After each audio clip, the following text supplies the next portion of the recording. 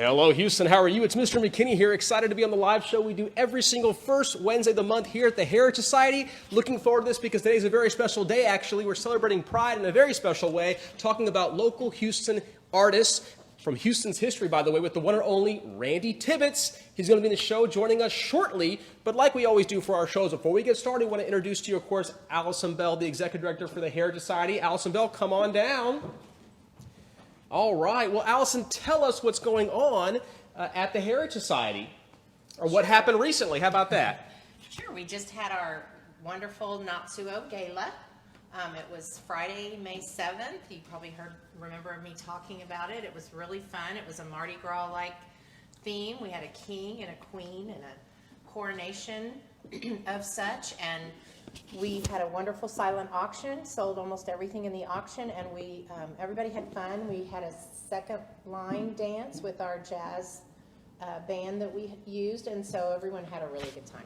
It was very successful. Wonderful, wonderful. And then talk about an event that has just recently closed, I believe, right? Are we completed with the women's history exhibit? We'll talk a little bit about it. Sure. So last Friday, we had a very large event celebrating the African American women who were able to vote in 1920 because of a special case law, and 6,000 African American women were able to vote. So we started over at Antioch Baptist Church, and the mayor was our special guest, as well as Congresswoman Sheila Jackson Lee, and they read us proclamations. We had several elected officials in the audience, and we had, what was more important is we had descendants of these women who were very notable women in Houston. And we had a procession from Antioch over to our Connolly Plaza, and we invited everyone to come into the museum and see our exhibit. I'm pretty sure it's over, but we still have a few stragglers, so it hasn't been taken down fully yet. So if anyone wants a last-minute quick tour, be sure to reach out to us. Wonderful. Well, something happening this Friday. Talk about this Friday at the Heritage Society. Sure. So our Founders Day, when we were actually established, was June 4th, 1954. So we, every year, really recently, we decided we wanted to have a Founders Day event. So it will be this Friday, June 4th, at the Kellum Noble House, around the Kellum Noble House, and we'll be having special tours of going inside the Kellum Noble House, as well as Mister McKinney taking us on some special bus trips around downtown Houston, 2 separate trips. So we're excited about that, and it's a members-only event. So if you are not a member yet, please go on our website and join us. Memberships start as low as $35 for young collectors, senior citizens $50, individuals $60, and couples $80 and up. So we'd love for you to join us. We'll have festive music and refreshments, and of course, like I said, the fun bus tours with Mr. McKinney. Friday from 5:30 to 8:30. Wonderful. And of course, you also get to check out the newly renovated Kellum Noble House, the oldest home in Houston on its original site. So looking forward to all those great opportunities at the Heritage Society on Founders Day this Friday. Go to heritagesociety.org, the website, for more information. Well, thank you, Allison Bell, for joining us. Thank you. We do appreciate your time. Thank you for having me. All right. Well, let's get you some more announcements, by the way, that's happening here at the Heritage Society or in the historical community. We like to mention that. I do want to mention, by the way, some awesome folks that are chiming in. Nancy Birch is joining us, by the way, the wonderful Nancy Birch. Angela Rivera, by the way, is joining us. How exciting about that. Rick Castillo. Catherine Lay is joining us. All my buddy Ron Cannon. Ron Cannon's on the show, too. Myra Easter's on. A lot of great folks are chiming in. Sandra Lord, our buddy Sandra Lord, by the way, awesome author of the book, The Ghost of Houston's Market Square. She was on our live show a couple of months ago, so how exciting is that? So thank you so much for tuning in, and you can chime in your questions throughout the program, too. Let us know what you're thinking about the show. Mr. Tibbits is very knowledgeable, by the way, in a very specific area that most people aren't familiar with, so you're going to have a good time tonight. Well, let's continue to talk about things that happen. We want to make sure we always thank our buddy that came on the show, Dr. Jesse Esparza, that did a wonderful job talking about the history of the Mexican-American and Mexican experience here in Houston. That's, of course, Manette Basel right there on the left-hand side, our board president of the Heritage Society. So thank you once again to Dr. Jesse Esparza, a professor of history over at Texas Southern University, and shared a lot of his great knowledge on the show.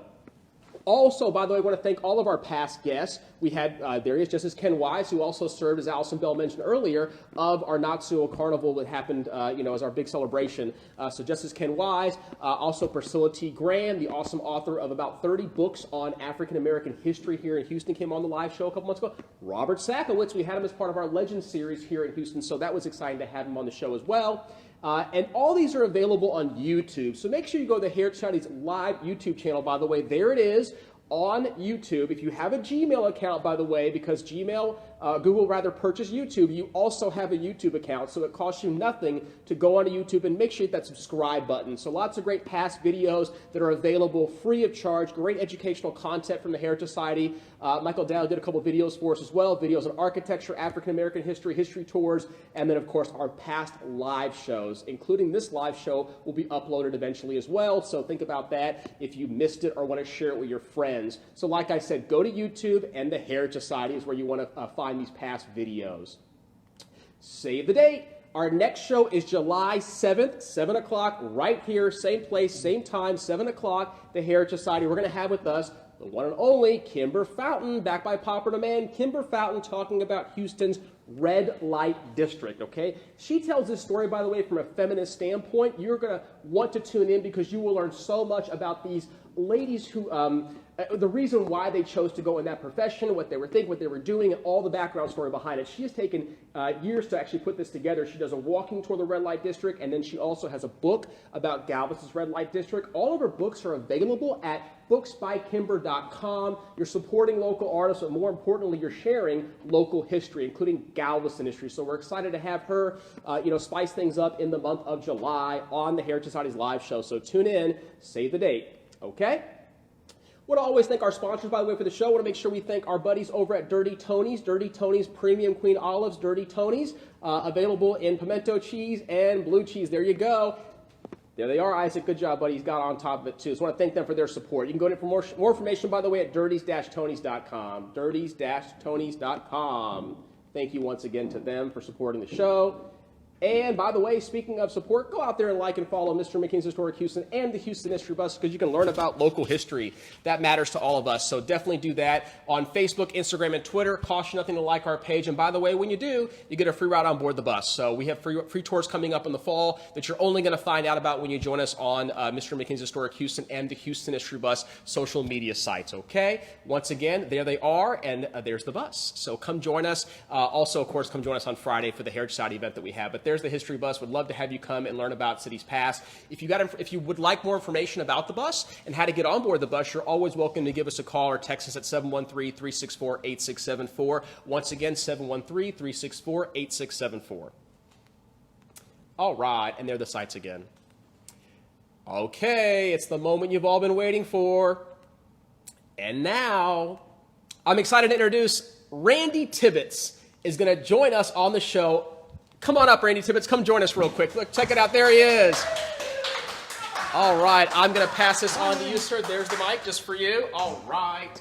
All right. Well, thank you. This is exciting to have you on Instagram Live, of course, and also Facebook Live. We're excited to be able to showcase Randy Tibbits because you've got a passion for local history in a variety of ways. But give people a little bit about your background, because one of the reasons why you're passionate about history is you've kind of been all around it as a career. Tell folks what you did for so many decades. Well, first I want to say thank you for having me. To you and to the Heritage Society, it's like coming home in a way, because we've been lucky enough to partner with the Heritage Society for a number of exhibitions focusing on that passion you're talking about for me, which is the early art of Houston, which it's all too difficult to see. But thanks to the Heritage Society and a couple of other galleries around town, we've been able to show it to our fellow Houston citizens. And I have to say, Mr. McKinney, you better be careful, because you're going to get a reputation if you don't watch it. This month you got the queer artists from the past, and next month you got the red light district. You know, we don't discriminate here. Everybody's welcome to learn about history. No, it's funny. We got a salty summer coming up. You got to put some prim and proper in there somewhere, though. Well, let's see. Who do we have coming up that maybe fits that bill? We've got some other guests coming up, and we're going to get Stephen Fox on the show eventually. So he's pretty. Oh well, Stephen. Mm-hmm. Exactly. Actually, he did with one of our exhibitions. He did a fabulous talk about the art of Houston as it related to the architecture of Houston going back to the beginning of the century. One of the best talks I've ever, so I want to know when that one is because I want to be in the audience for sure on that one. Look at that, absolutely. And then speaking of Stephen Fox and Rice University, tell folks, what you did all those decades, and most people probably know you from as well. Well, I was a librarian all those decades at Rice. In fact, long enough to get my tree on the Rice campus. I don't know if people generally know it or not, but if you've been there for 25 years and you get old enough and you survive, you get a tree with a plaque on it with your name and your dates of service. I'm sure all the students look down and they say, "Oh my goodness, he died so young. He was only 25."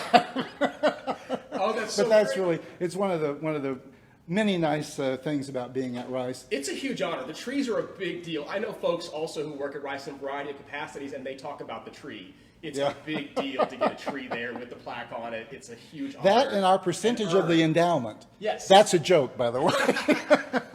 But anyway, I did work at Rice in the library for 25 years, and actually a little more than that because I was there first when I came to Houston. Then I went to big business and worked at the Shell Corporate Library downtown for a while, but then I went back to the academic life and decided to stay there for the rest of my career, which was a good place for the sort of thing that I'm interested in because on my coffee breaks and lunch hours, I had all of that library in which I could do my research on the early art of Houston. I know we're going to... And you're so good at it. You're so passionate. Well, I've heard you speak on numerous occasions. You've got a long relationship with the Heritage Society, but also with different organizations that are focused on historical here in Texas and in Houston, of course. But your passion for early artists, where did it all start? Back in 1999, I went into a local antique store and I saw a little painting which really attracted me, and it had a tag on it that said early Texas artists, and I had never thought about that as a concept before, as a group of things. And so I asked the dealer how you knew it was an early Texas artist, and he said, well, there are books, and then you just find out. And so that's where it started. Pretty quickly, I'm a collector, so of course I saw it, I wanted it, but pretty quickly I realized I couldn't collect all of Texas art from the early days, so I began to focus on Houston. And also my husband and I wanted to find out about Houston art, the kind that we can't see because it's just not shown very much, and also we wanted to focus the collection, and so we decided, okay, we'll collect these things that were made by Houston artists, not bought somewhere and brought to Houston, but made by our own artists, going back as far as we could. And boy, is it a collection. I don't want to embarrass you because actually you're doing a huge mitzvah, a huge favor to the world because you're saving these treasures by purchasing them and giving them That's a good home. what I like to think. But it's true though. Well, and it is so true, just in a way. give people an idea. I mean, it's what, floor to ceiling? Well, yes. 'Cause it is. Floor to ceiling. Someone asked me not too long ago how many pieces there were, and I said I'm not going to say because I don't want my husband to hear the number.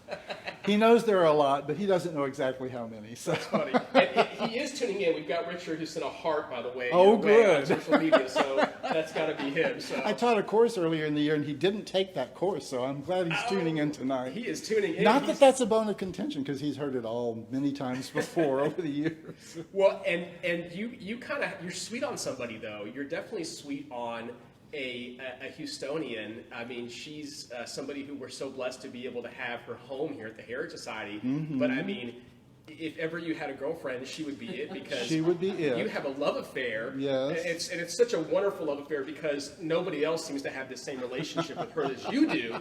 But because you do, you've really learned and studied and been able to do lectures about her history. Who are we talking about? Of We're course? talking about the sainted Emma Richardson Cherry. Yeah, she's my best girlfriend. Now there are some boyfriends, and we'll talk about some of those Yes. later. But she is really she has a home here literally at the Heritage Society because her house is now one of the premier houses, and in fact I think it was the first house. Moved Maybe here. it was moved It was here. the first one moved Kellum here, right. Noble was here already in this location, but it was moved here. And has been restored and preserved over these many decades. She died in 1954 at the age of 95 and was an amazing woman who was responsible for instigating art museums all over the country, including Houston.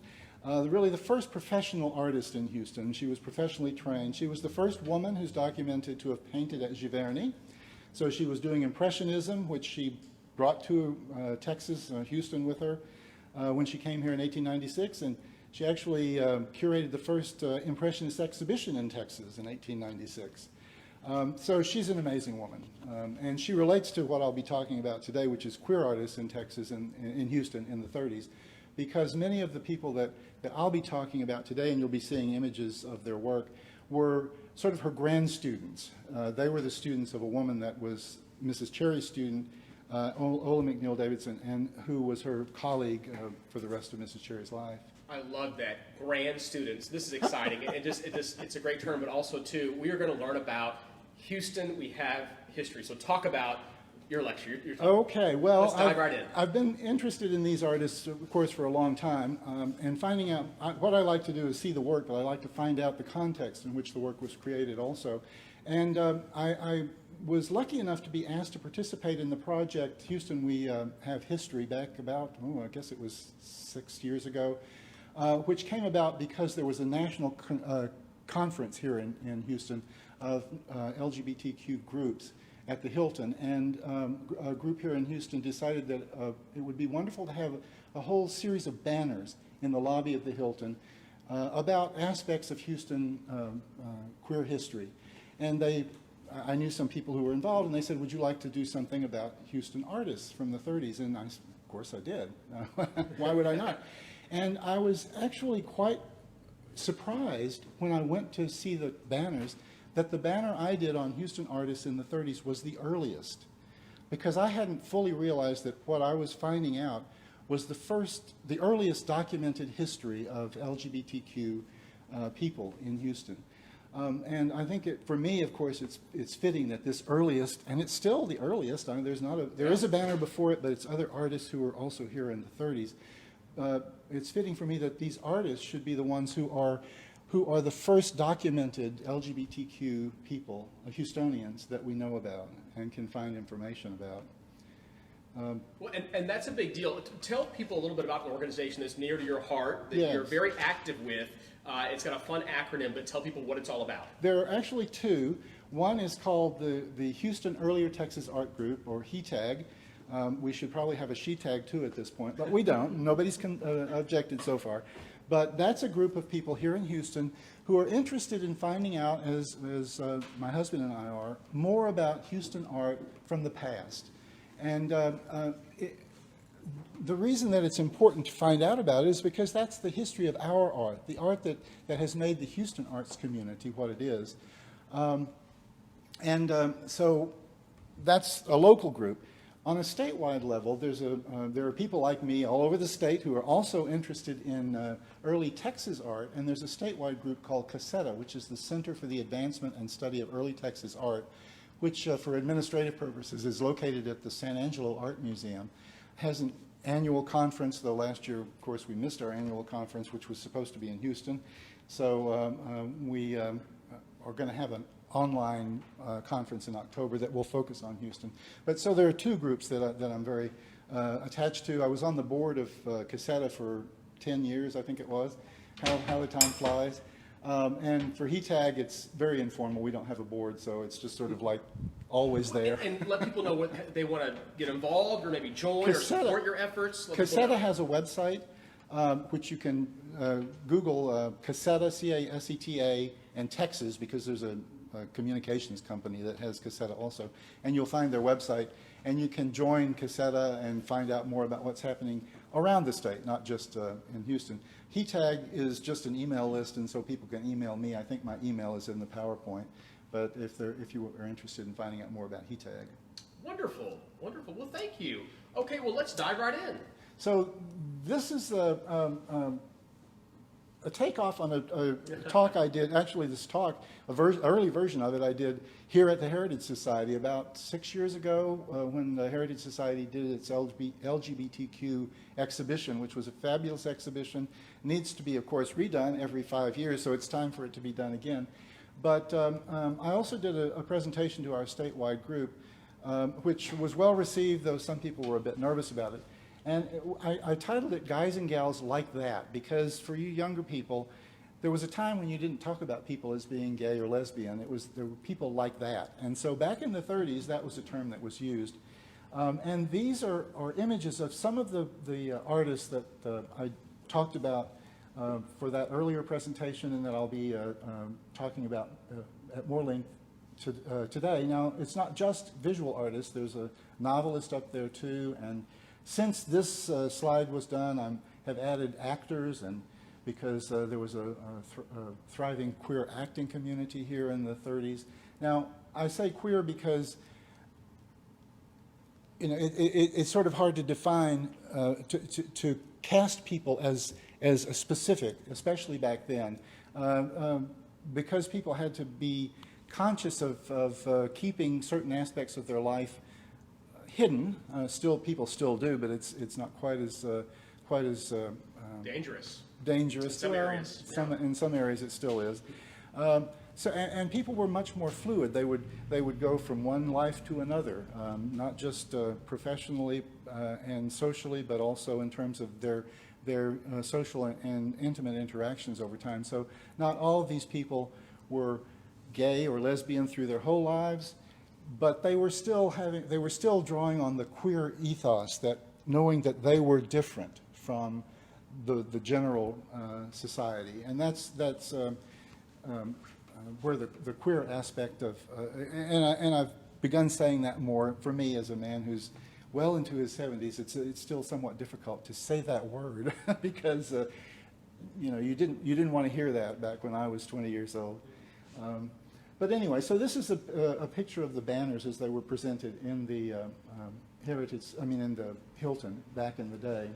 And as I say, this was the banner that I worked on was the first. Now there is an earlier banner that's devoted to a couple who came here in the very early 30s, an artist named Chester Snowden and a writer who was quite prominent nationally, a naturalist writer named Royal Dixon, who were a couple from before they met in New York, though they were both Texans. They met in New York in the 20s and then moved back to Texas. And they were a couple until Royal Dixon died in the 60s. Chester Snowden died in the 70s, I think it was 78. So there is an earlier banner, but this is the way the banners looked at the convention that happened. So you can advance. And the teacher that I was talking about, the student of Mrs. Cherry, who was the teacher of many of the people that I'll be talking about, was Ola McNeil Davidson. And she's a fascinating woman who was a painter. She did some amazing paintings, which I have some images of later in the presentation. But her real forte was as a teacher. And she wasn't a teacher who told these people what they needed to do. She was a teacher who welcomed them into her classes and helped them find what they could do. And this was not just for queer artists. This was for artists who were by Houston standards at the time, who were doing strange art, even though they weren't queer. But there, as it turns out, there were a number of queer artists who were her students and colleagues also.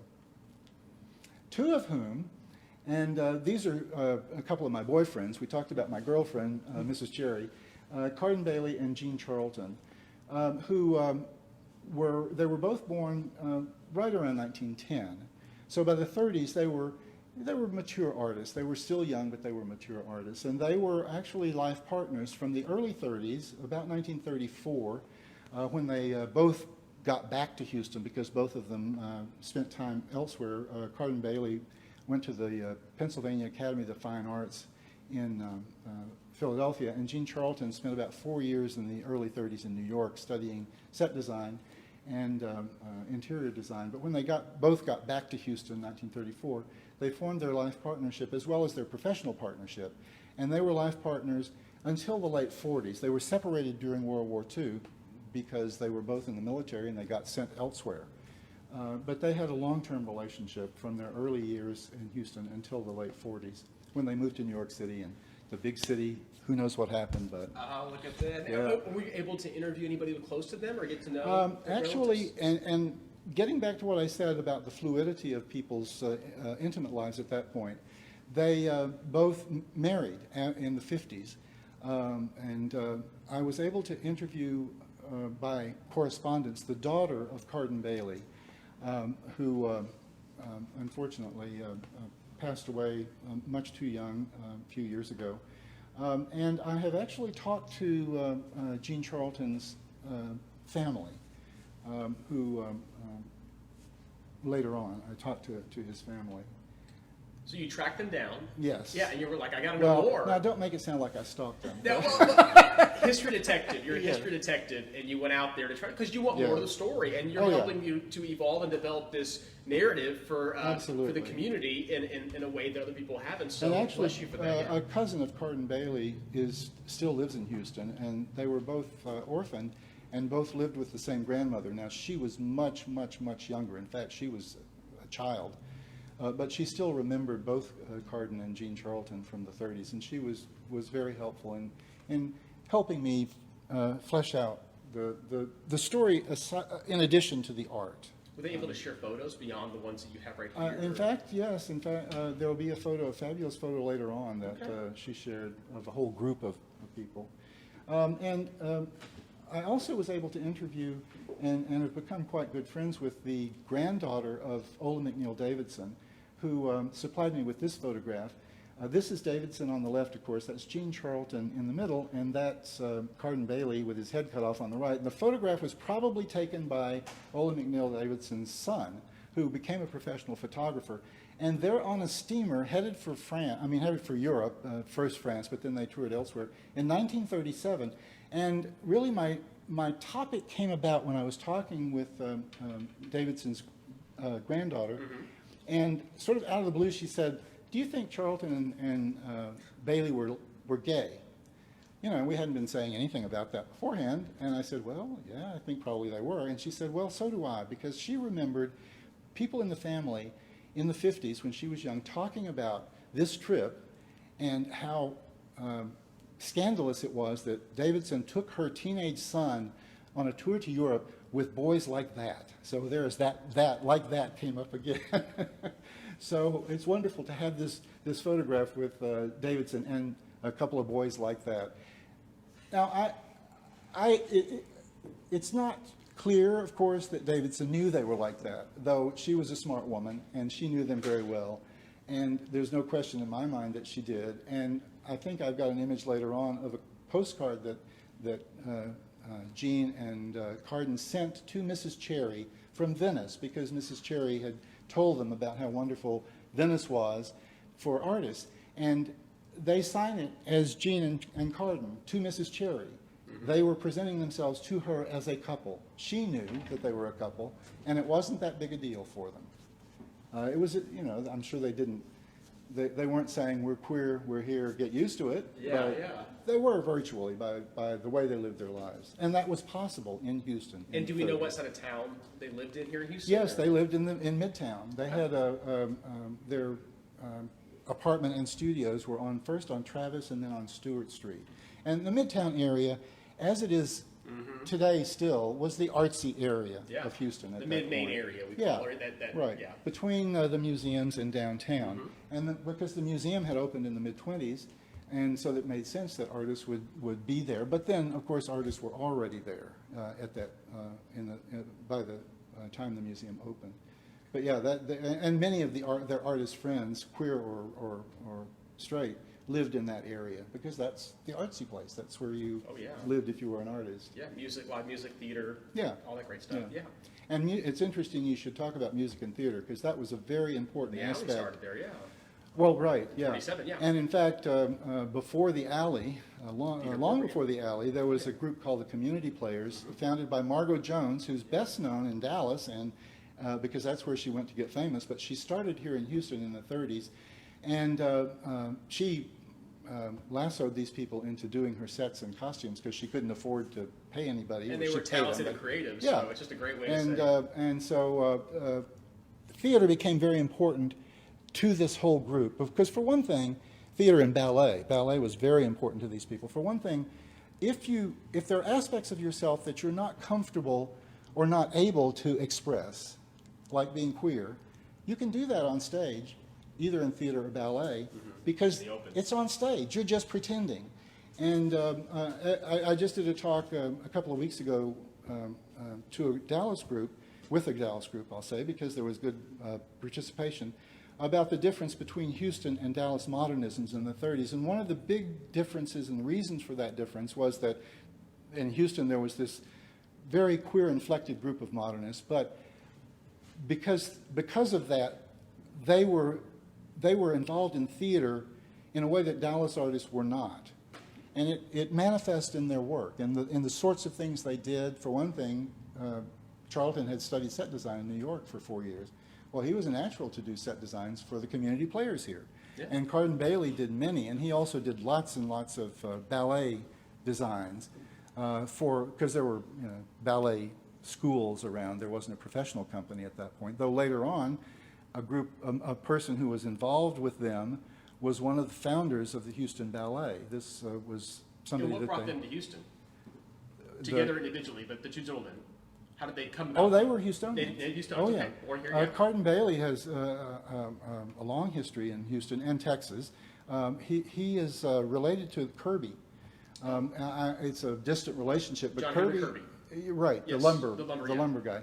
He paid, from what I'm told, he paid for Carden Bailey to go to the Pennsylvania Academy of the Fine Arts. He was very generous, yeah. Charlton came here in the 20s, and his name at that point was not Charlton, it was Eugene Ralph, because his mother, it was his real name, his birth name was Rafalski.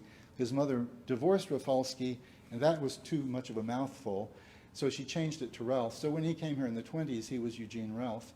But he had been here since the 20s. And his mother married a professional cellist named Charlton, and so Charlton took his name. But they had been here. So both of them, when they came back from the East, were coming back home. Gotcha. Look at that. This is Davidson's 16-year-old son, the one who was taking the pictures, and the one that the relatives were so incensed that he had gone on a trip with boys like that. Oh, this is the postcard I mentioned, where Carden and Jean are sending the postcard back to Mrs. Cherry, who at this point was very elderly. She had been to Europe many times. In one of her letters, she said that if she had her druthers, she probably would live in Paris. So no offense, Houston, but Paris would have won out. But she had family and connections here. But by this point, she was elderly, and she had already had her last trip to Venice. But she had told them how important it was for an artist to go to Venice. Pardon me. This is when you're researching this sort of history, you have to be very inventive about where you look for your evidence, because the record has, by and large, especially from this period, been expunged. Either the people themselves didn't write things down, or they destroyed them, or certainly when they died, their friends and relatives destroyed the evidence of aspects of their intimate lives that the relatives didn't want the world to know. And so when I was looking for documentation to help bolster what Davidson's granddaughter and I both believe to be the case, that Carden and Jean, at this point anyway, were a gay couple, I looked first in the census, and I found that they're both listed here as in the same household in 1940, but then I also went back through the city directories, and I found that as early as 1934, they were listed here as living at the same address. And so from 1934 to 1940, they were living together. Now, as I said, they were together long after that as well, except for the separation during the war, which lasted about 3 years, if you can imagine not being able to see your significant other for 3 years, and actually not even knowing where they were, what they were going through, because it was very difficult to get that information back and forth. And so when doing LGBTQ history in this period, as I say, you have to be inventive about where you look for your sources. And naysayers would say, well, that doesn't prove anything. They just happen to live together. Well, yeah, okay. How many same-sex couples do you know that live together, especially men? Now, for women, it's somewhat more ambiguous, but straight white men have a choice. If they want to marry, they can get married in almost all instances. So to live together in a household with the same person of the same sex for that period of time is telling you something. It's not definitively telling you something, but it's saying, look more closely at this. And one thing that since I did this talk originally, I've done a lot of looking at Margot Jones's theater company, and the casts of her plays, because both of these men, of course, were involved, and some other people that I knew about. And what I've begun doing is looking through genealogy and census and obituary and funeral records for the men who were in the company. And I've identified many, probably 15 or 20 men, white male, affluent white males who lived with men, never married, buried in the family plot alone. Again, it's not definitive, but with that many people in one cohort who have these same characteristics, which are so different, so queer from the general run of the population, then you begin to say something is going on here. And so you begin to say, okay, there's a group that you need to look at closely. And then there are bits of evidence that are definitive. Forrest Bess, who's perhaps the most famous of this group, came to Houston in 1938 briefly and stayed until early 1939. He was from Bay City originally and went back to Bay City. He came to Houston, and in the 50s, he wrote a letter to some friends of his, a straight couple, and he said to them, I have a confession to make, and it's not going to be easy. And he tells them about, for one thing, about a gay bashing that happened to him when he was in the Army. But then he also tells them about his early coming to Houston. And he came to Houston in hopes that he would find a group of people like him. And we know that Forrest Bess was gay. And so we know what he means is that he was coming in hopes of finding a group of people that were gay, queer, whatever you want to call it, as he was. And he did. He found this group of people. He had a very close relationship with Gene Charlton through the 40s and even later. With Carden Bailey, they had worked in the same studio together. They did exhibitions together. And so that's a definitive regular piece of historical evidence that any historian will look at and say, okay, yes, that's for sure. And then just recently, like within the last 2 weeks, I got some letters from and photographs from the Harry Ransom Center at the University of Texas, which are letters that a woman named Wilma Crittenden wrote to a notorious homosexual in New York named Parker Tyler. And probably you haven't heard about him. It's a fascinating history. His history is, but it's rather obscure. In which she's talking about the group of people of men that she was involved with coming out of this theater group, and she's naming the same people. She names a young man named Lauren Valet, but also Carden Bailey, who she says is a dream walking. Apparently she was quite smitten with Carden Bailey. And again, that's a definitive piece of evidence, which not only bears on these individuals, but also makes a direct connection between what was happening in Houston in the 30s and the bohemian gay life that was happening in Greenwich Village, of which Parker Tyler was the center of that life at that point. He and his co-author of a novel that was so scandalous about that life that it couldn't even be published in America. They finally found a publisher in Paris in 1933. But it's fairly amazing to me, for one thing, that there is that direct connection. I even have a photograph of one of these artists sending a pencil self-portrait back to Parker Tyler with the inscription that he hopes that by this connection that they'll both be less lonely. So it took me about 5 years to find that, and a year of COVID for them to be able to copy it and send it to me. But again, that's a definitive, as well as all of the peripheral, and I've talked too much about it. No, it's great because you're giving people their own tips and ways to kind of connect these dots. Yeah. I think it's wonderful. It's, like I said, it's being a history detective. It's really what Gossip it is. is wonderful for this, sort of, because people say in things when they're gossiping that they would never write down as sort of, this is the way it was. And it's surprising how much gossip gets written down, too. People's memoirs. I put this in because just as an example of the sort of knowing wink and a nod that was going on in Houston at the time, When we see something like this, the gay Russian style, you know, we automatically think, well, they're talking about gay guys. Well, of course, in the 30s, the argument has been made that that's not what gay meant. It just meant sort of festive. But when the author of this article, who was a friend of these artists, when she wrote this headline for the newspaper, it appeared in the Houston Press, which not the current press, but the old Houston Press, and talks about the artists redoing their studio in gay Russian style. She knew what she was saying. She knew what they were doing, and the rest of the community probably wouldn't have. They just thought, oh, well, that's festive. And it's interesting to read how they were redoing it. And this is a print that Cardin Bailey did of the studio, the house from the outside. You know, but they're doing it up like a set design. And they actually had done sets for a Russian play. I think it was a Chekhov. I think it was Three Sisters. I can't remember which one it was. You know, and so they're doing it. They're doing their house like a stage set. And in a way, it's because within that stage set, they could live the lives they wanted to, even when they were not on the stage. Great metaphor,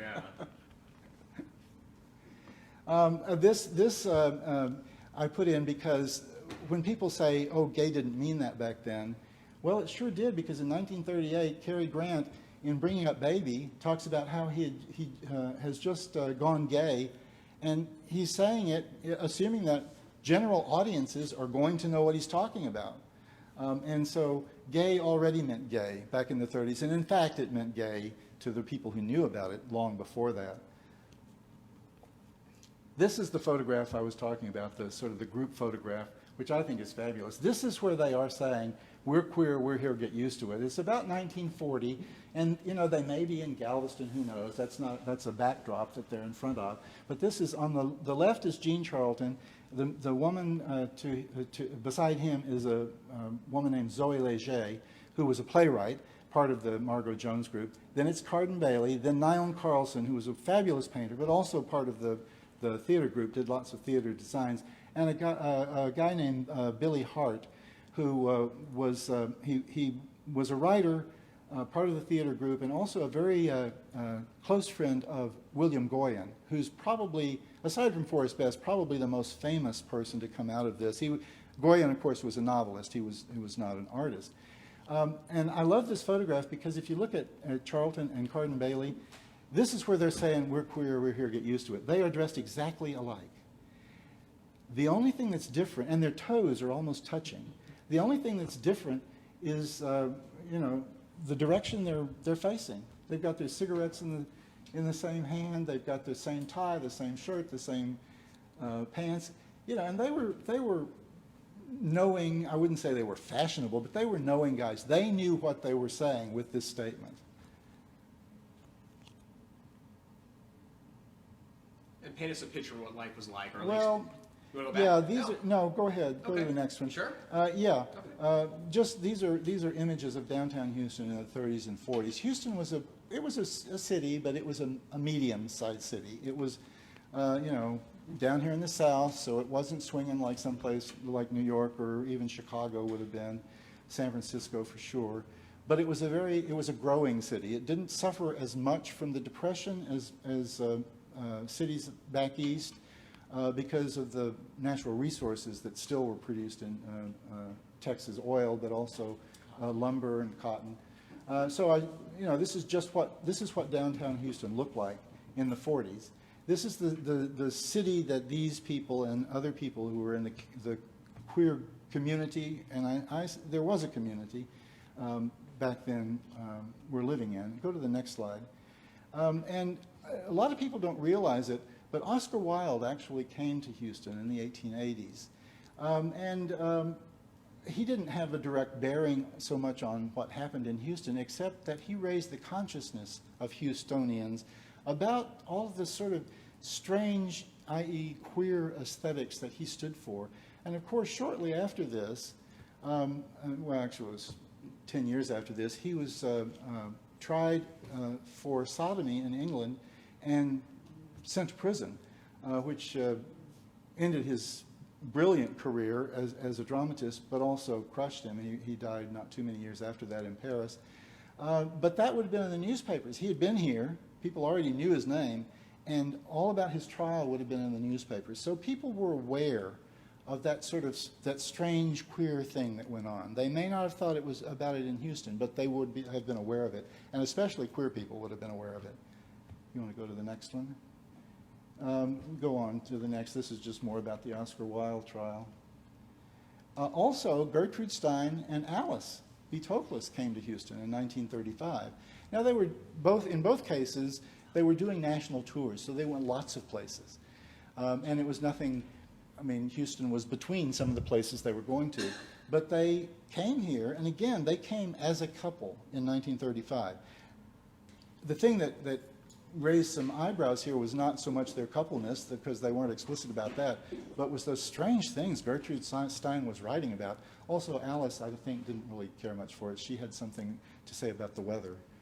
Even in March, it was a little bit too warm for her. But their lectures, by the way, and also Oscar Wilde's lectures, were completely sold out. And Mrs. Cherry, I know, was very interested in Gertrude Stein. For one thing, Mrs. Cherry was interested in French things and also modernist art. But she, for a lecture she was doing, I've got notes on which she has transcribed, word for word, passages from one of Gertrude Stein's books. And did it take place in the 1929 building that's now Brennan's, or did it take place like at the auditorium? No, the auditorium. Is it auditorium? I think so. I'd have to double check that. That's huge. That's wonderful. Yeah, and I could be wrong about that. Yeah. It could have been that it was at the junior league, but I don't think there would have been. Yeah. Yeah. Which is now Brennan's that's right. restaurant. Yeah, the junior league. Yeah, it's a medium-sized auditorium. Probably holds about 80 I think people. Oscar Wilde's was in a lecture hall, but then Yeah. that was so much earlier. But I think it was the junior league. Exciting, yeah. So again, that sort of strange arrangement for people would have been in the air. We can go through the next one. These are some novels that were being published at that period, which were explicitly, though somewhat covertly gay. But let's go on. We want to get to some images of our people. Well of Loneliness was a famous novel about lesbianism that was notorious at that point. Again, Scarlet Pansy was one of those novels. Now, I think the next one, if we go to the next one. Yes. Okay, so this is the novel that I was mentioning, is a direct connection between Houston in the 30s and the bohemian gay life in New York in the 30s, because this couple, they weren't a couple, but these two men co-authored a novel called The Young and Evil. Charles Henry Ford on the left, and on my left, and Parker Tyler, who I was mentioning before, on the right. Now, they were both Southern boys. One was from New Orleans, Parker Tyler was from New Orleans, and Charles Henry Ford was from Mississippi, but had actually spent time in San Antonio because his father was a traveling or a salesman, and he was stationed there for a while. But they went to New York in the late 20s and wrote this novel. And so it was notorious and couldn't be published here, but because of the connection between Wilma Crittenden, who grew up in the Heights, by the way, but was a poet, went to New York in the 20s, and Houston, I'm sure that all of these gay people in Houston knew about that novel. And probably, I mean, Wilma would have had a copy because she was such a good friend of Parker Tyler, and I'm sure she would have shared it. And she, in the letter that I mentioned, she talks about how the group of boys here in Houston look to Parker Tyler as what's the term she used? Anyway, sort of a demigod because of what he stands for in this novel. Recently, in New York, in fact, just before the pandemic, there were a whole series of exhibitions that either focused on this novel or issues or people that were involved in the same group. And that's important because the group they were involved in was a neo-romantic group of artists that included Ford's life partner, a Russian named Pavel Chelichu, and other people. That was swept away in the 40s by abstract expressionism, in part because abstract expressionism swept everything away, but also in part because they were explicitly queer, and people like Clement Greenberg could not see that as something that was acceptable. And because of things that happened in the 40s and 50s, like the Kinsey Report and McCarthyism, it became very difficult. It became very repressive. Things had been much less repressive in the 30s, became much more so in the late 40s and 50s. So there's a revived interest in the phenomenon that this novel is part of, which is this neo-romantic queer-inflected movement in which the body is much more significant. It's not abstract, it's based on figuration.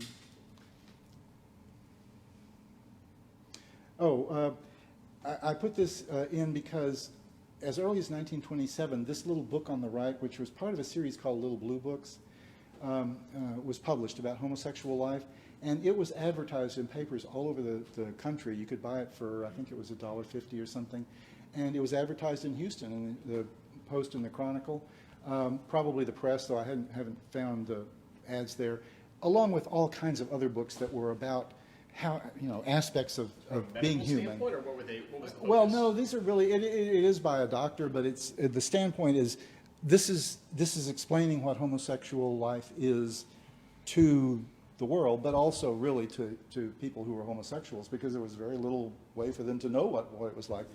And there were hundreds of these little blue books on different topics. But in 1927, 54,000 copies of this book were sold nationwide. 54,000 copies of this little pamphlet. I mean, that's folks. A lot. Yeah. Well, yes, curious folks, both those who were homosexual and those who weren't. But it's getting information out there at a very early date, 1927. You don't even think about that, though. What we think about 1927 is probably completely different from what it was really like, because that was the height of the pansy craze. And it was called the pansy craze, and it was called that because it became really the vogue for everybody, not just the pansies, to go to clubs and venues that were specifically directed that were set up for queer people. But as I say, they became very fashionable for all kinds of people to go to, including, if we go to the next one, I think we'll find, including in Houston. There was a club called the Wagon Wheel, which was up north. It gives the address there, I think. I can't remember, but it may not have even been in the Houston city limits at that point. And it was a transvestite club. It wasn't specifically a gay club, but it was. Oh, Airline Road in Little York. Yes. So way up north. Yeah. I've just found also that shortly after this club existed. It's interesting that this is directed specifically towards people who are here for the rodeo. I think this is the ad.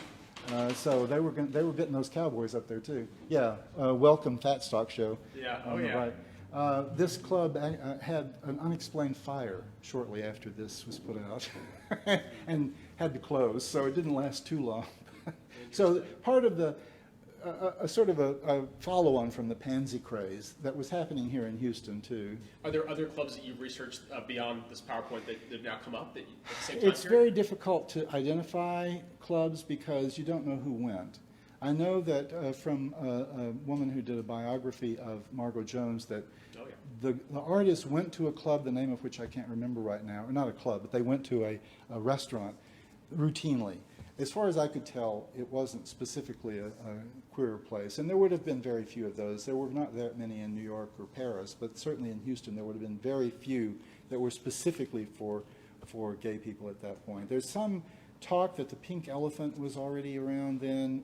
I think it actually came along as a gay place later, but there was a Pink Elephant at this period and before in New York, so it's possible.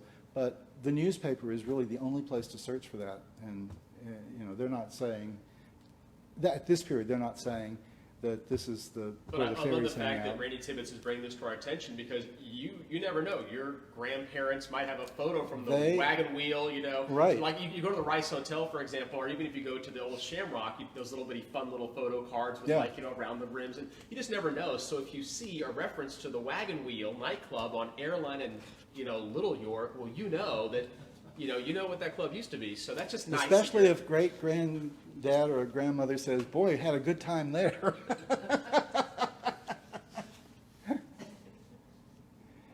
So, this is just cowboys dancing, which everybody says, well, they dance together because there weren't any women. Well, yeah, that's true for most of them probably.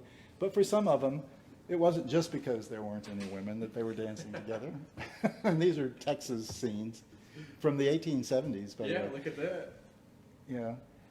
One source of very provocative material for my purposes is the Houston Gargoyle, which was a published from, I think it was 1928 to 1930, it might have been 27 to 32, oh, 28 to 32, I've got it right there if I just read, which was our version of sort of Vanity Fair or the New Yorker or whatever. It was published completely, I mean, produced completely in Houston, but it was for those people who wanted to think, at least, that they were right out there on the edge of the avant-garde.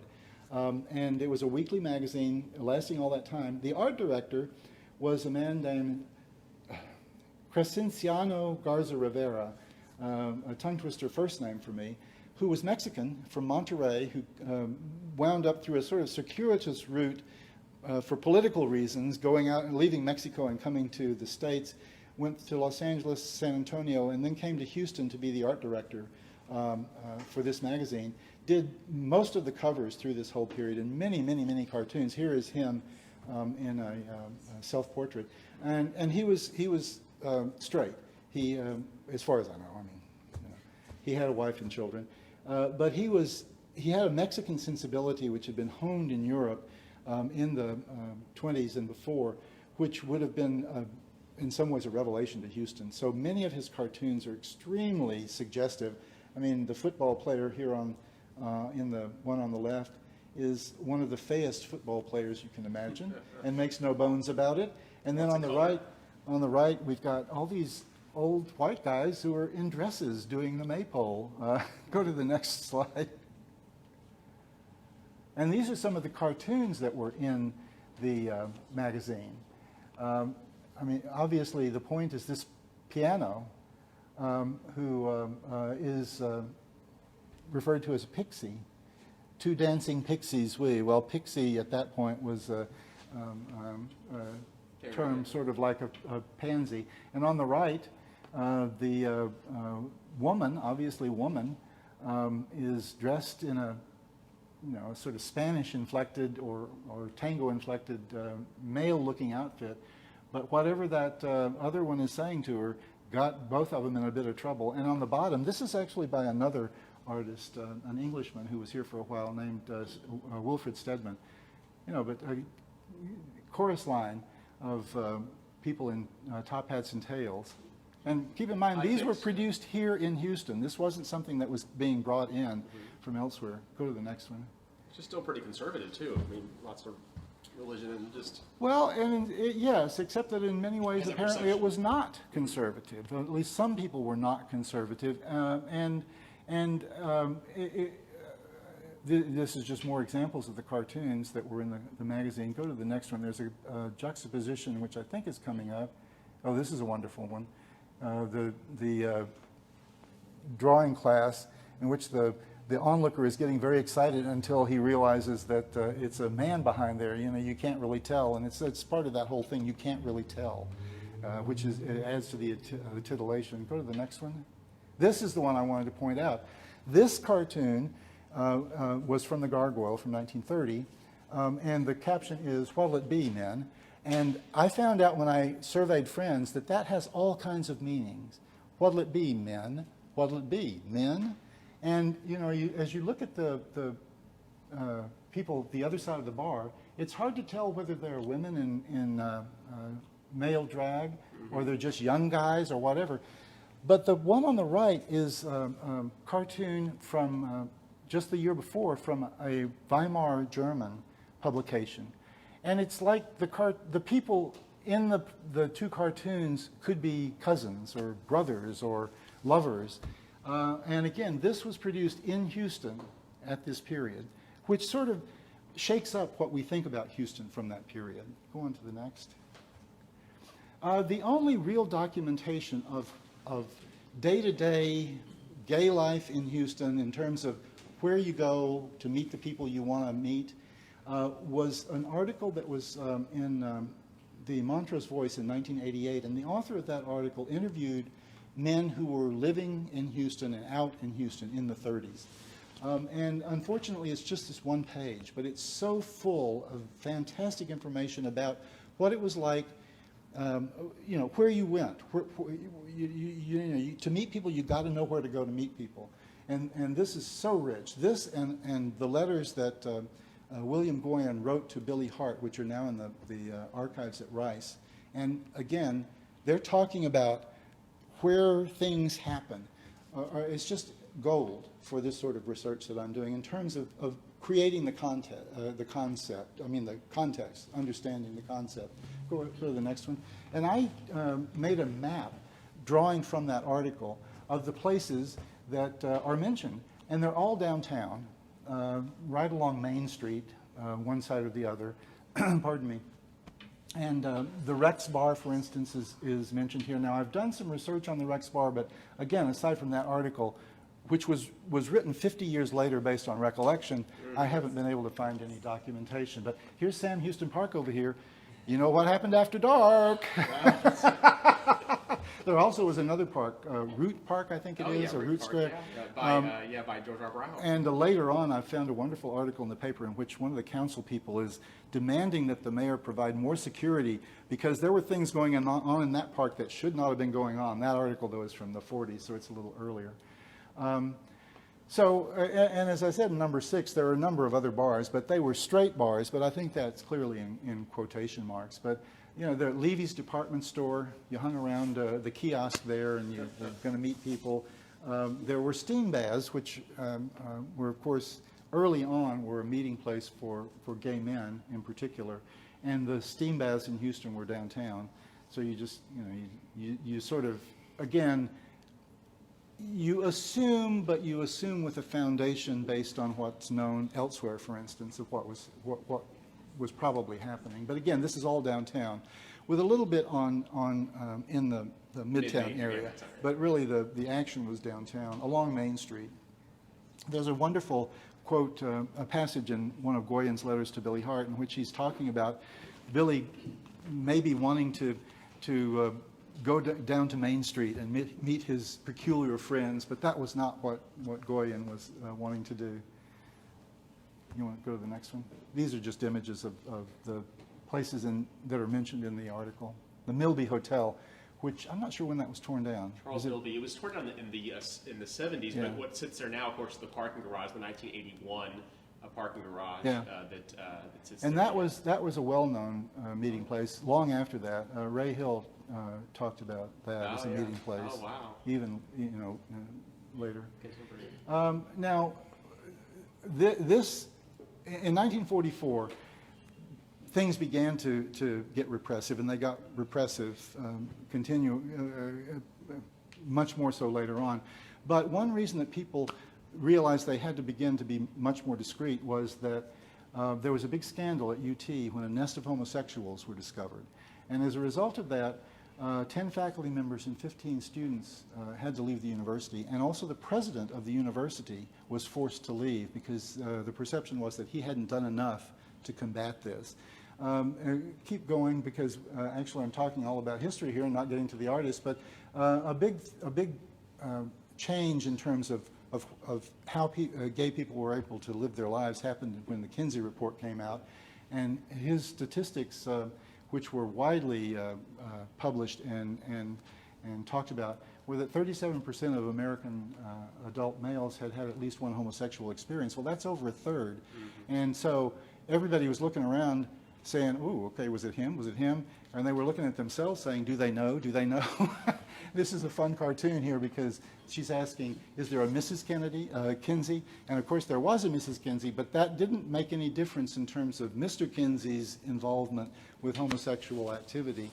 And so, being married was part of a cover and became more so in the 50s. That's one reason I'm sure that a lot of people got married in the 50s. There was, I don't say that they didn't love their opposite sex spouses and have good relationships with them, but if this sort of repression hadn't begun to be a major factor, it's quite possible that many of them would not have married. We can keep going. Even during my time here, I remember the Shoot the Queers era of Louis Welch. Luckily, no one seems to be saying that now, though they probably are whispering it under their breaths.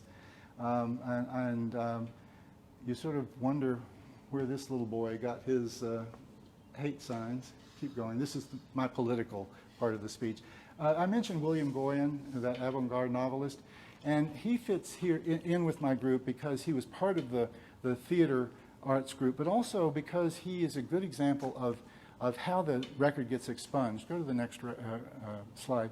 He had this correspondence I mentioned with Billy Hart, which is at the Rice Library, which is mostly in the 30s, though they were friends long after that. He spent 6 years of his life living with another man named Walter Behrens. And this was the period in which Goyen was becoming the novelist that he became.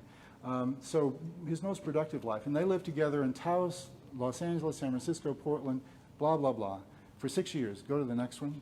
When Goyen died, when they were producing an edition of his letters, the editor of the letters got in touch with Walter Behrens, who said that he had destroyed all of Goyen's letters because there was nothing of use in them. There was nothing of interest. Now, a writer in his most formative years, writing letters to the person who's most significant to him, writes nothing of interest or use. Well, what happened was, I found out, and you can go to the next slide, and the next one, that the reason that they were destroyed actually was not because there was nothing in them, but probably because there was so much in them. Walter Behrens went to Columbia, got a political science degree, married, became actually one of the most prominent neoconservative theorists in the country. He would not have wanted known what was in those letters. And so he destroyed them. Well, it's his right. They were letters written to him. Of course, they were letters written by a prominent novelist. But that's an example of the sort of suppression that happens. Now, Catherine Blackshear was an artist. We're finally to the artist, and we probably used up most of our time. People are Les Fullerton, my buddy Dr. Les Fullerton just chimed in as well. So no, people are continuing to jump on. So oh, good. We'll go on as long as you're willing to keep talking. So okay, yeah, well, let's go for it. So Kathleen Blackshear grew up actually in Navasota. That was where her family lived, had lived for a long time. They were landowners there, farmers. But she was an artist and spent time in Houston in the 20s and then made her career really teaching at the Art Institute in Chicago and was there for decades. Richard Stout, if you remember Richard, who died a couple of years ago, we're so sad at his passing, but he was a student of hers in the 50s. Well, anyway, she formed a relationship with a young woman in Chicago. And go to the next slide. I think I've got some pictures of them. Ethel Spears, who's on the left here, this is Kathleen Blackshear's self-portrait, and in a somewhat mannish costume, I would say, with a mannish haircut. So anyway, I went to visit relatives of Kathleen Blackshear's in Navasota because her family home was there. Ethel and Kathleen moved back to Texas to retire. And they're buried together in the Navasota Cemetery. And so as we were, these women were very welcoming. They showed us around the house, which is still full of things that belong to Ethel and Kathleen. And we were talking for an hour or 2 hours. And at some point, I said something about, now, do you think that their relationship was somewhat more than just a roommate relationship? They were together for 30, 40 years. They're buried together. They were each other's heirs. They always called Kathleen Bill. She smoked cigars. She dressed like that. And so, it's sort of obvious in a way. And yet, when I asked that question, suddenly there was ice. It was like, well, no. That's not, and what difference does it make anyway? Because they didn't paint lesbian pictures. Whatever that would be. We never got to what that was. And I thought at that point, well, this interview's over. Well, it wasn't. After we got beyond that, we talked for another hour. They invited me to come back. It's just that was something that they could not accept as a possibility, even though they know it. I mean, they called Kathleen Bill. Go to the next slide. What's this chart? This chart is my effort to prove that I'm a real serious historian. When you do history, there are different levels of evidence that you can deal with. And as I said, for queer history, the documentary evidence, which is the foundation that historians really want, it's the letter says, this happened. And so there you've got it. That's almost always destroyed for the sort of research that I'm doing. So I looked at other possibilities for research. Hearsay, which is that people report what was being said. Visual evidence, which for artists, of course, is important.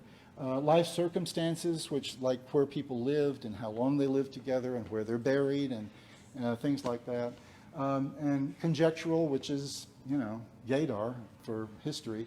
And so when I was preparing this talk and also the one I did at Caseta, which was specifically focused on artists and from around Texas, not just in Houston, I listed the names of the people that I thought might be someone to look at for my study. And then I sort of listed the kinds of evidence and gave weights for what I had. Now, for Forrest Best, as I mentioned, there is a letter in which he says, I'm homosexual. So you can't get any more documentary than that. And for others of these artists, Lloyd Goff is actually a fascinating Dallas artist, Dallas, New York, as he left Dallas early in the 30s, who was, had a close relationship with Paul Cadmus, who's quite well known. But there's documentation there, and also for Carden Bailey and Jean Charlton. I have a letter that Bailey's daughter sent me from Charlton to Bailey during the war, which Bailey had kept 30, 40 years after they broke up, and it's a very beautiful letter. But anyway, so I went through and created a score on the side. This is just to prove that I'm really doing history. I'm not just making all this up and wishful thinking. So you can go to the next one. Forrest Best, as I mentioned, is probably the most famous of this group.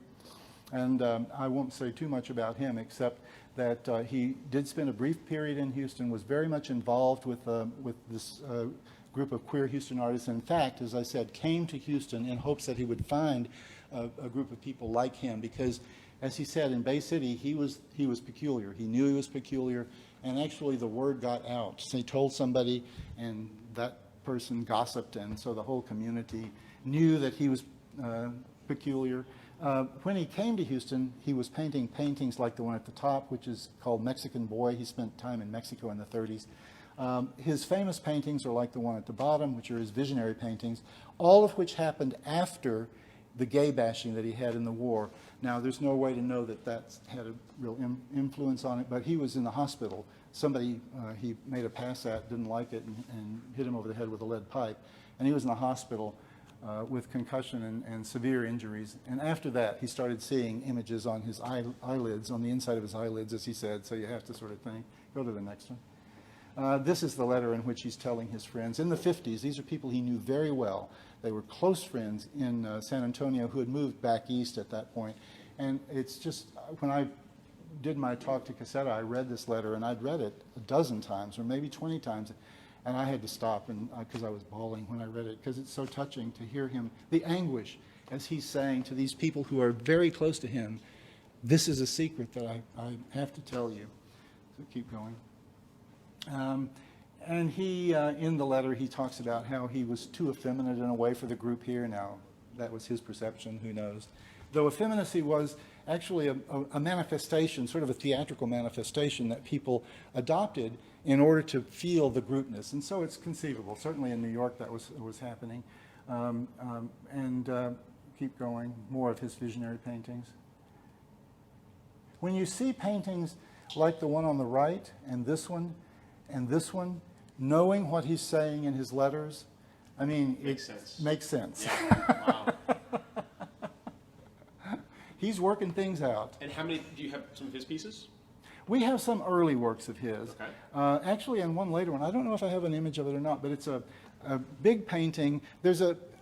Forrest Best is problematic in terms of authentication. There was a large group of paintings that came out maybe 15 years ago now, which are not visionary paintings. And the visionary paintings go for big bucks, and everybody wants the visionary paintings to be Forrest Best. Well, he was a painter long before he did a visionary painting, but some people have suggested that this group of paintings, which are more figurative, like the Mexican Boy, though that one is definitely authentic, are not authentic.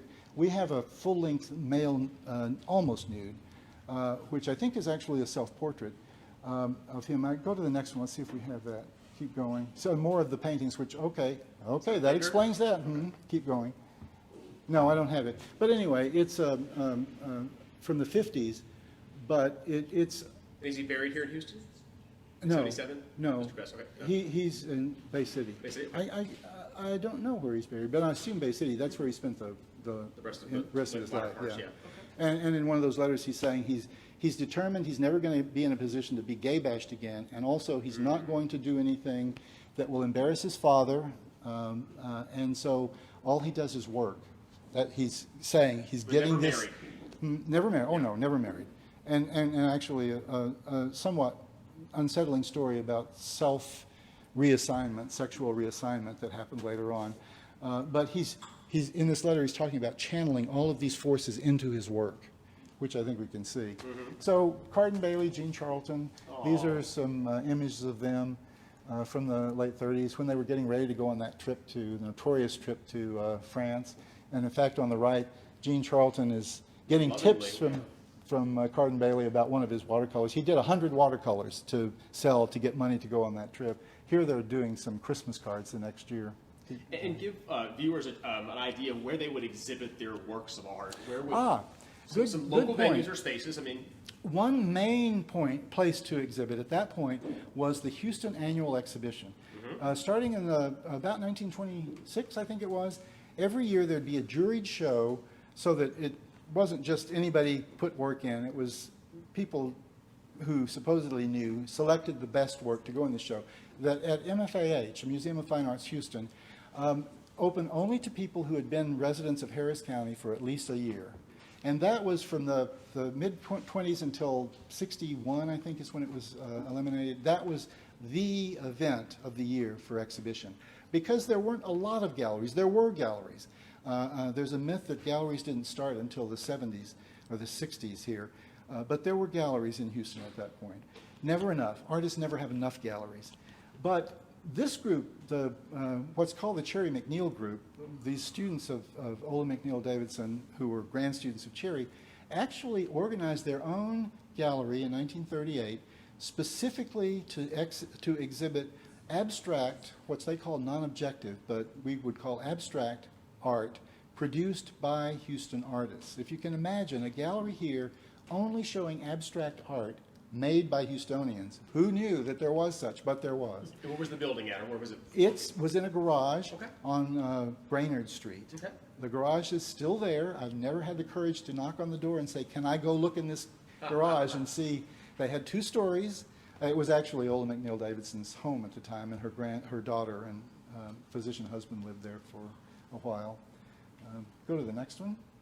So as I said, Carden and Jean were in the military in the 40s, and this letter, which this is the beginning and the end of the letter, which is, again, that giving evidence toward their relationship. With love, as always. Right, and it's the one that Bailey's daughter gave to me as she was nearing the end of her life, which they broke up in like 1947, but Carden Bailey had kept this letter through his life. He died in 99, I think it was. So she knew that it was an important letter to him, and so when she gave it to me. It's 10 pages, I think, and talking about what they will have to do when the war is over. They're going to have to go to San Francisco or New York. Chester Snowden and Royal Dixon, I mentioned them earlier, and the score there is my real historian score that I've done on that. Yeah, so they're 10s. We know about them. They have no secrets. Did you talk a little about Royal Dixon and Chester Snowden? Did I talk? Yeah, about some of their work. Do we have some pictures of their work? Or? Let's look. No, I don't have any of their work here. Okay. But as I said, they were a couple for all those years. Go to the next. So interestingly, not many people in the community, artists in the community who were alive then, know about them. They know the names. But they were older, for one thing. They were a gay couple, but also they were sort of metaphysical, slanted in a way that probably was odd here in Houston. Now, a lesbian couple, who actually were a couple even earlier than the 30s, are Emily Langham. This is a portrait possibly by Kathleen Blackshear, possibly of Emily Langham. The documentation there, it's definitely by Kathleen Blackshear, but whether or not it's really Emily Langham is questionable. they would have known each other at this period.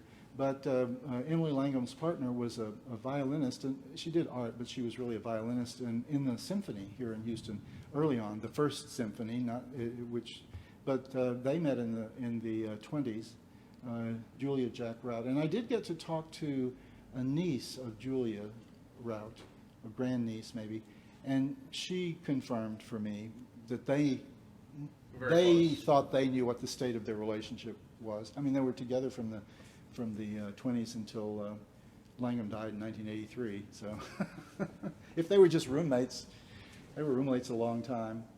Go on. This is just talking about lesbians of interest at the period, including Gertrude Stein and Alice, Janet Flanner. Keep going. Oh, again, this is some of that peripheral documentation for Emily and Julia. They actually lived in a house right beside Emily's family. And it was a separate house. They lived there together separately, but the family lived next door to them. This is a picture of them in later years. And actually there's some question as to whether that's both them, that Julia is there, but the niece was not sure that really is Emily also. The one with the purse is Julia. Yeah, and because Emily was much older, and so she couldn't definitely tell me that it was, but she thought that was Emily Langham later on. Emily Langham was a very interesting woman also, who was a teacher of black artists in the 20s and 30s. Samuel Conte, who became fairly well known, actually quite well known, was one of her students, and there were other black students that she taught, which was somewhat unusual because, of course, Houston was segregated at that point. Oh, okay, Lauren Vallee is the one I mentioned, who is the documentary link with Parker Tyler. He was a young man who's he did lots of theater design, also did window displays, and designed the backgrounds for what was the canteen Lancaster. Yeah, in the old basement. Sit Auditorium Hotel. Oh my gosh! Well, yeah. the Lancaster downstairs area. During the war, it was where soldiers could Correct. go, and he's the one who did the circus mural right. around. It's iconic. Yeah, Yeah. and so that's him. Auditorium Hotel, it was called back in the 1940s. Right. Before it was the For sure. Lancaster 83. I'm so glad that you've heard of it, because not too many people remember, of course. Well, and there's some postcards of it too. Yeah. If you go online, you can see that. Just young men and women enjoying something, a drink or beverage, but in the background is the mural of the circus. Yeah. Which is wonderful that there's a connection. Right. Yeah. And so he was part of that theater group with the New York connection, direct New York connection. The upper right is what I thought was his only known work. And I say what I thought was his only known work because now we don't know where that work is. It was in the collection of the Dallas Museum of Art, but was out on loan at some point to a college, and the curator of American art up there went the extra mile to try to get me a color picture of it, and she discovered that and some other pieces had not been returned. This was long ago. Oh, goodness. Yeah, so now he has no known works. Okay, so if you're watching the show and you see this image in color in someone's house, yes, let Randy Tibbits know. Well, it's going to be in Dallas probably. Yeah, well, and we he don't moved like up Dallas to anyway, Dallas. so now he moved to Dallas. No can snitch on Dallas, you kid. In the 40s. He had a very unfortunate life in that he was lonely based on that inscription, but also he went to Los Angeles after the war. He was in the military, but went to Los Angeles, and something happened in which he wound up being in prison for a couple of years. There's documentation about he's asking Margot Jones to intercede with the judge to get him leniency, which she tried to do, but he still was in prison for a couple of years. We don't know exactly why. I've wondered, based on the period, if it wasn't a matter of entrapment, but that may just be that what I think might have happened. But anyway, but he was here in Houston making art, and so his art is here. He was a carver, and unfortunately, sculptors are not very good about signing their work, so it's probably out there and we don't know. You can go to the next one. Oh, Watson Nealon is a fascinating guy. On the right is one of his two only known works, which is a self-portrait. He was a little bit earlier from Liberty, a student at Rice, and came back and lived in Liberty, and not much is known about him except that he was the odd guy in Liberty. He wore berets and never married. Very close to a Louisiana artist who was pretty generally considered to be gay, and probably Nealon was too. Died of alcoholism, another indicator that there was something going on. If you want to go to the next one. Nyon Carlson is a fascinating woman. She was part of this group. As I said, with women it's more difficult to even conjecture because the evidence can say very different things. She was single. She didn't have to make her living. She was from a family with some money up in Jefferson. But she, when she came to Houston, she formed a relationship with an Austrian woman who was a dentist who was married, possibly married because that was the way she could stay in the country. But again, this is more conjecture than history. But they traveled together many times to New York and California and to Europe.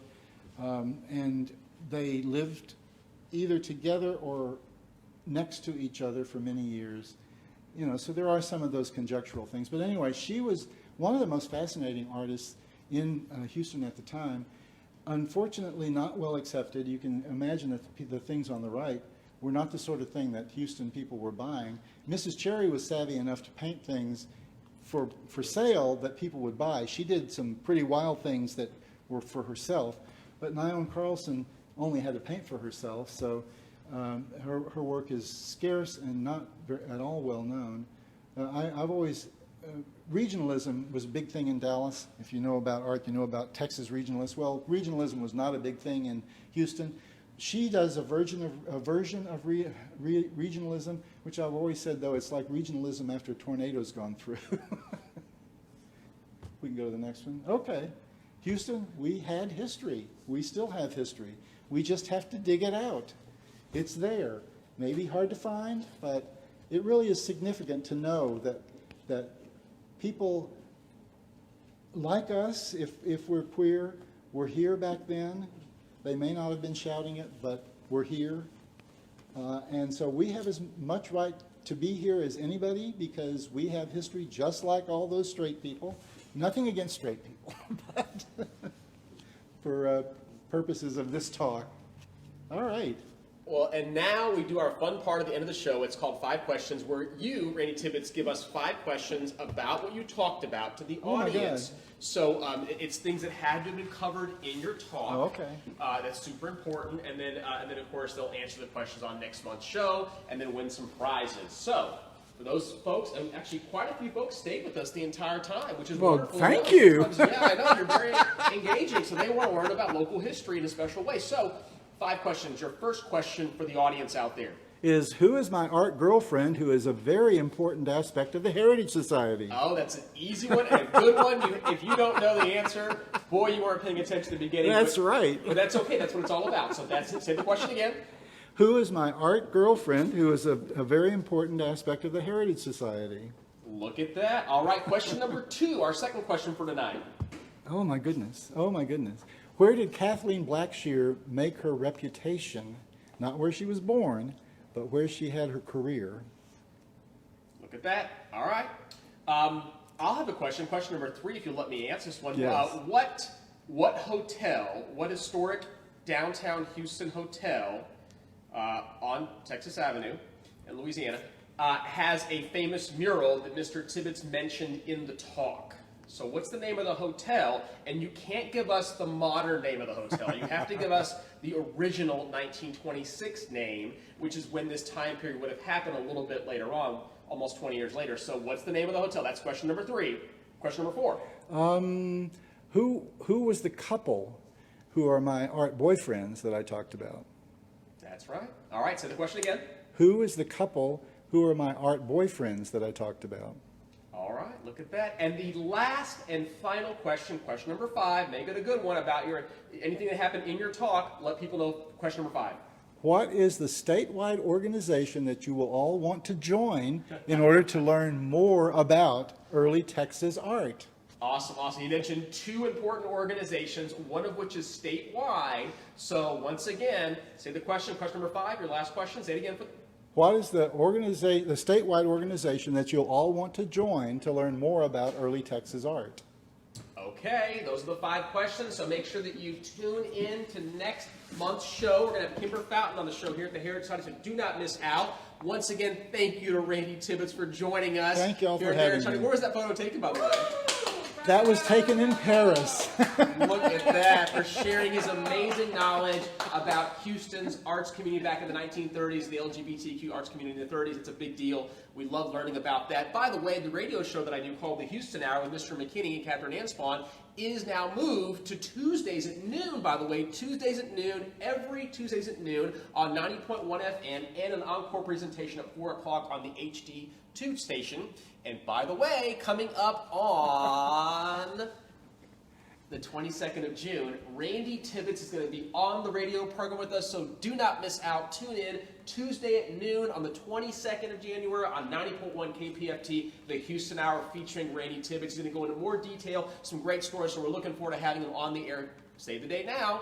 And then, of course, lastly, a big thank you to Dirty Tony's, our sponsor for the show, Dirty Tony's Premium Queen Olives at dirty-tonys.com. And July 7th, we mentioned it earlier, July 7th, Kimber Fountain is going to be joining us, so stay tuned for that. July 7th, you're going to learn all about the history. Thank you to Allison Ayers-Bell and Minette Basel, our board president, for supporting us in this effort. And good night. Thank you again to Randy Tibbits. Take care, guys. We'll see you next month. Bye.